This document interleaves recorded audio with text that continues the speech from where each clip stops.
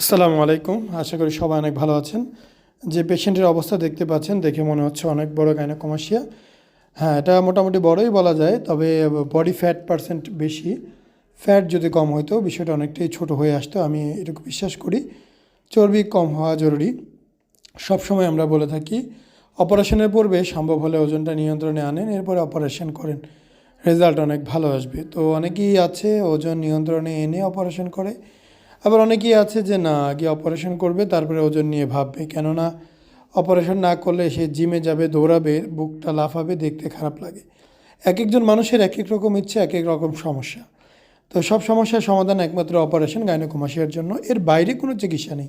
আপনি চিকিৎসা না করলে আপনার কোনো ক্ষতি হচ্ছে না, ক্ষতি হবে না। তবে চিকিৎসা মানে হচ্ছে অপারেশন, বাইরে কোনো কিছুই পাবেন না। তো আমরা এটুকু বলি, বাংলাদেশে এই যে চিকিৎসা হচ্ছে আমাদের এখানে অনেক আগে থেকেই হয়, 2012 সাল থেকে। সো বেস্ট একটা সার্ভিস পাবেন নিশ্চিন্ত ইনশাআল্লাহ। যারা যারা এই বিষয় সম্পর্কে আরও জানতে চান, দেখতে চান, অবশ্যই আমাদের ক্লিনিকে সশরীরে আসবেন, সরাসরি দেখবেন, দেখে কথাবার্তা বলবেন, বুঝবেন, জানবেন, এরপরে সিদ্ধান্ত নেবেন।